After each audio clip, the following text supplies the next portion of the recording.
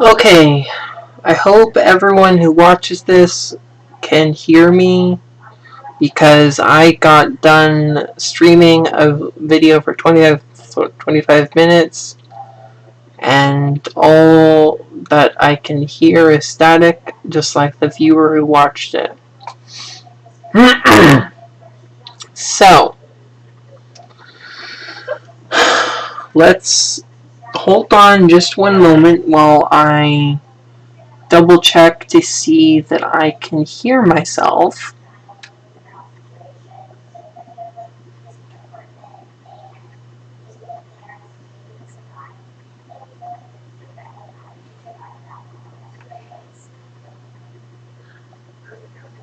Okay, we're good. I can hear myself on YouTube, so let's get this done and over with, because it's really late and I need to get to bed soon. Empire of the Petal Throne. One of the most imaginative and fantastic science fantasy settings in existence, probably. It takes place on the world of Tecumel. Tecumel is an alien planet that was first discovered by humanity about 58,000 to 60,000 years in our future. Now, in this alternate history, Earth suffered a catastrophic thermonuclear war that set humanity back greatly, and ultimately it led the peoples of the southern hemisphere of Earth to basically become the ones to dominate civilization and the planet forever. This is a setting that has fantastical elements, but these fantastical elements that exist within the setting are more of a science fictional lens. When it comes to magic items or magic in general, they are all plays on the esoteric energies of the extra-dimensional planes that surround Tecumel, as well as the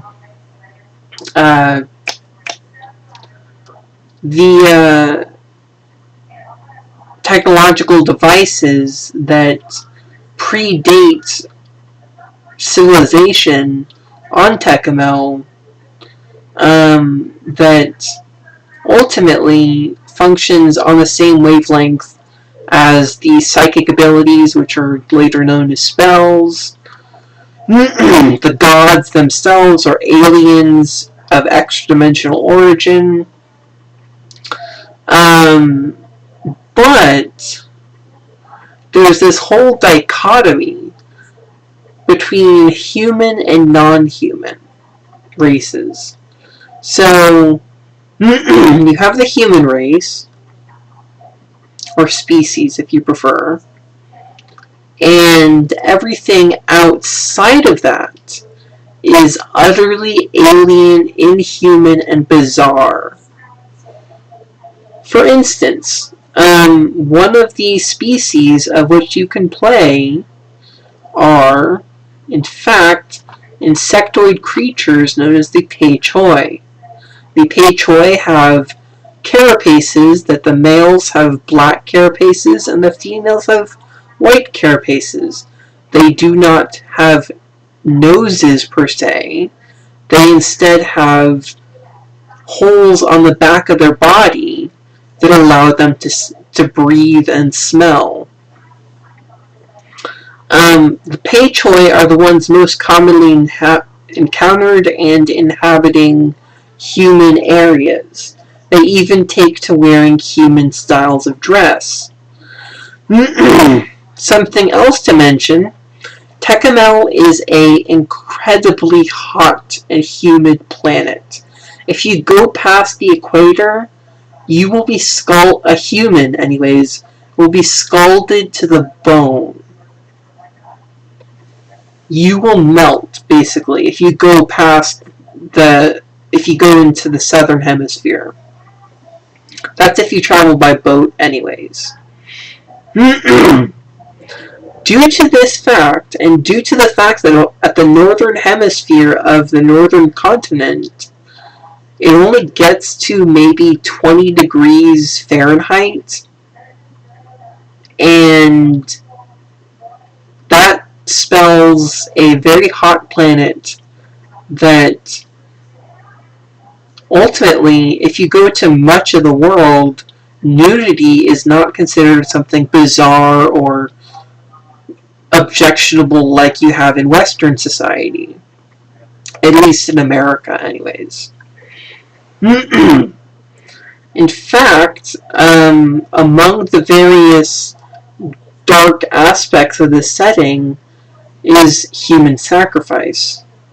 The gods have a verifiable and proven existence on Tecumel, as does the afterlife.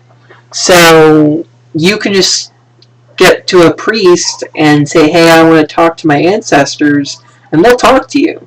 It's no big deal. They're like, that exists on Tecumel. Further, when you play a character in Tecumel, if you play a female character, you are assumed to be of Ardani status, which is basically any woman in Tecumel can go to a bureaucratic office in their city-state, their town, their village, whatever. And when they go to it, for the empire that they are in, they can declare themselves legally a man. Now this means that they will be treated in every way as a man would be treated legally.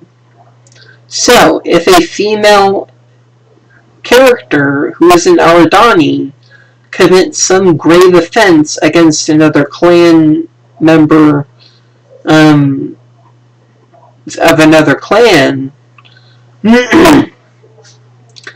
that person and their family can send assassins after that woman. However, if this woman was not an Ardani, she would not have to deal with the assassins coming after her, because her clan would take care of her in that respect.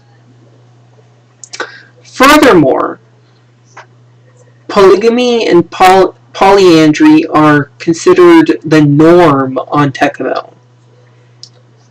To have jealousy over your lovers is considered ignoble. There's this whole dichotomy between noble and ignoble actions, stability and change. And also, the Solyani, anyways, they consider humans to have a 5-part soul, which is very similar to how the ancient Egyptians viewed souls. Anyways, in this game you can do the typical things, go into dungeons, save the world, but you can also time travel. Travel to other planes of existence, which could be totally different, or also they could be alternate versions of Tecumel. You could go into ancient ruins that predate the 30,000 years of history of Tecumel. You could fly in an air car across the world. You could find a tube-way tunnel and activate the two-way car and travel wherever it goes. You can partake in intrigue and warfare, because Tecumel is a very stratified and tradition and duty-bound civilization or planet. That means that if you are called into combat, you are doing it for the goodness of your ancestors. Apologies to any viewers, I'm kinda tired right now, so I'm not 100%, but I wanted to get this video done and talk a bit about Tecmo again because the last video got screwed up. In the game, you might ask yourself, as a game master or a player, how does one play a character that is in such an alien and bizarre cultural setting? Well, here's the thing. Professor Barker came out with the idea of playing the Fresh Off the Boat campaign, where you play as foreign barbarians from the southern continent who end up in the foreigners' quarter in the city-state of Jakala. And in Jakala, you will find that there is a chance ever so often that you will find visitors to the foreigners' quarter who will ask for help. And by getting help or giving help to these foreigners, you are on your way to becoming a citizen of Soyanu. And that opens so many roads to progress in the game.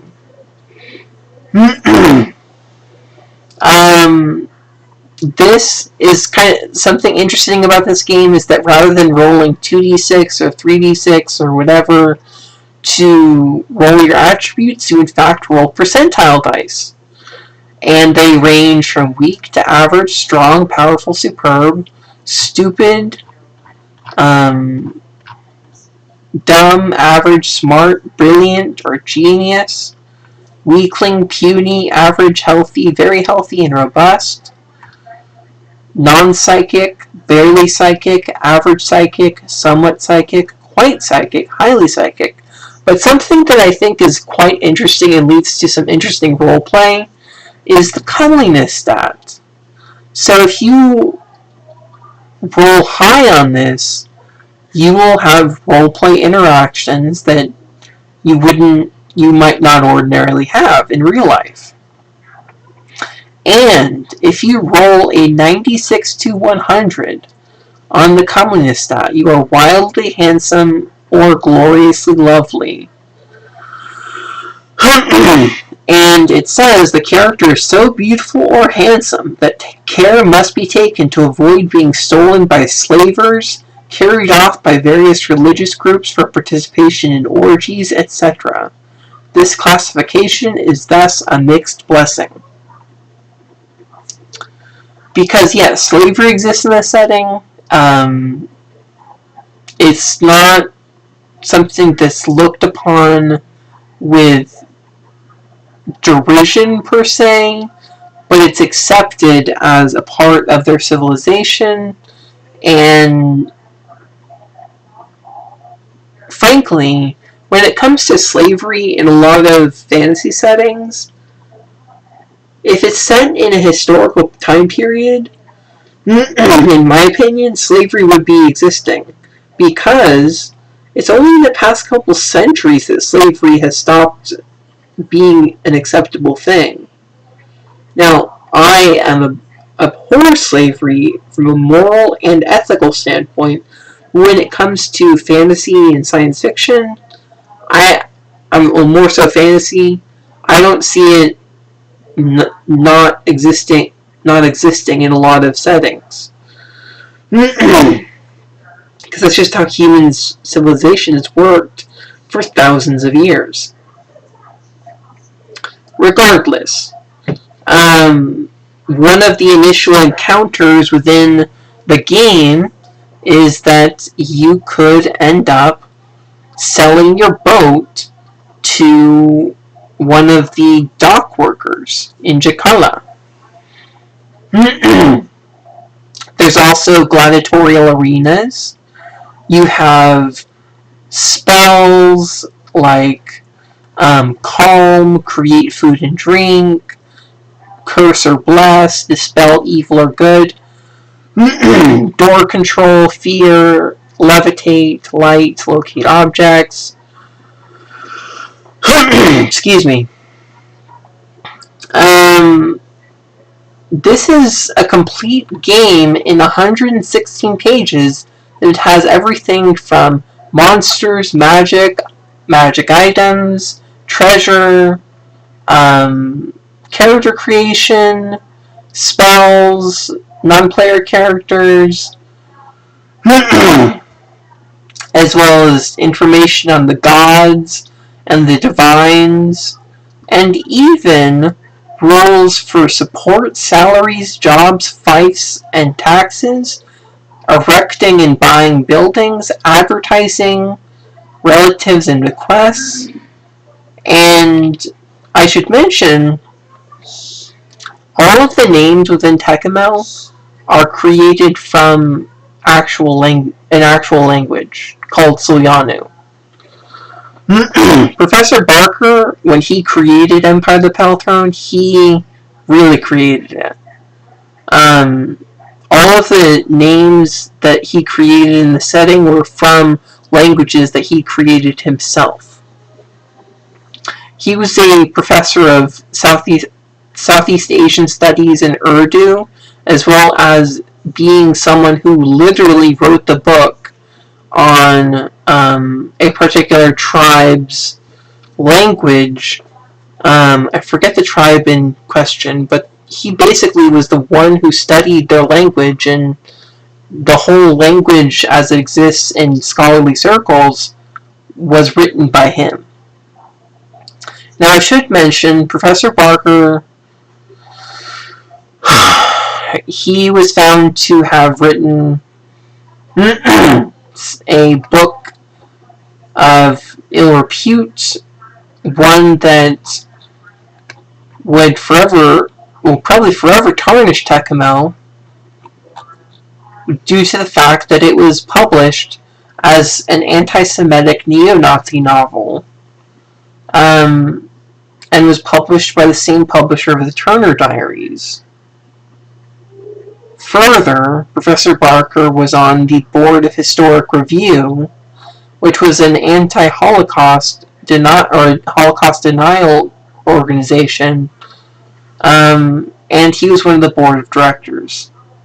So I don't know how he got to that place, because from all reports, he was as far away from being a racist since he was young, and Tekkamel has no shred of racism of any kind. I mean, all of the people on Tekkamel are of multiple ethnicities, and they're not feared or hated despite not being white or Anglo. But regardless, if anyone is interested, I am more than willing to do some videos on more parts of Tekkamel, talking in more detail.